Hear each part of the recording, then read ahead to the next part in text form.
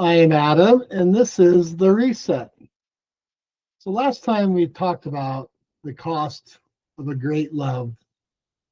We realized that mourning isn't a sign of weakness, it's the ultimate measure of devotion. But today, I want to talk about a love that doesn't just show up for the pictures and the celebrations, but the kind that rolls up its sleeve when the burdens get heavy. There is a story from the 1800s that took place on a remote rocky peninsula on the Hawaiian island of Molokai. At that time, it was a place of exile, a colony for those suffering from leprosy. If you were diagnosed, you were sent there to live out your days in total isolation. But there's a part of the story that is rarely told. There were people, completely healthy men and women, who refused to say goodbye to their spouses who had leprosy. They demanded to go with them. They weren't patients, they were simply known as the helpers. They traded their freedom for a life of grueling service. They chose a life of hardship just to ensure their spouses wouldn't have to face the darkness alone. To them, a covenant wasn't just a legal agreement signed in ink. It was a sacred bond carved out by sacrifice. It reminds me so much of a season I walked through in my own life. In 1992, my wife Gina had just undergone a massive hip surgery. It was a chaotic time. We just had welcomed our second child into the world only 2 months prior. Following the surgery, Gina was placed in a body cast that left her completely immobile for 4 months. I became her helper.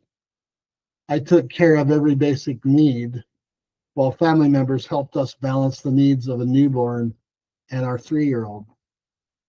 I'll be honest with you, it was overwhelming and stressful. There were moments where the weight of it felt like it might break me.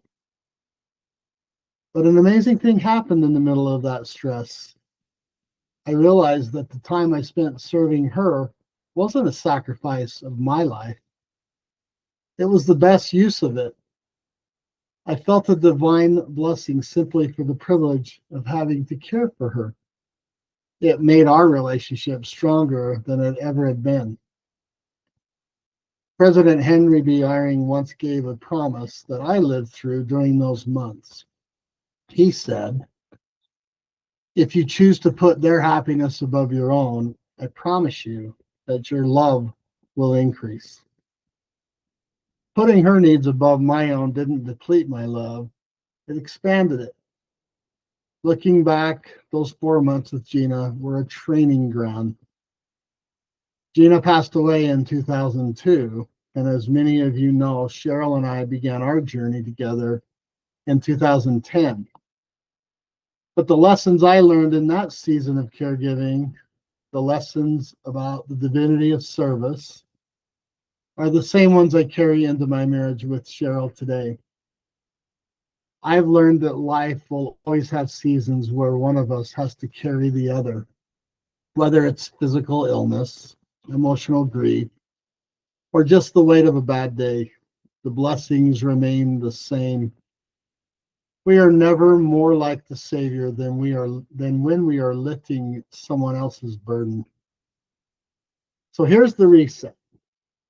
If you feel overwhelmed by the needs of someone you love, if you feel like a helper whose own needs have been set aside, know this: you aren't just spending your time, you are being refined.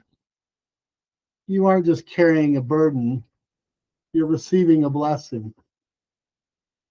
Your service is the very thing that's going to keep your feet on the ground when the storms of life try to blow you off course. So until next time, what's your reset?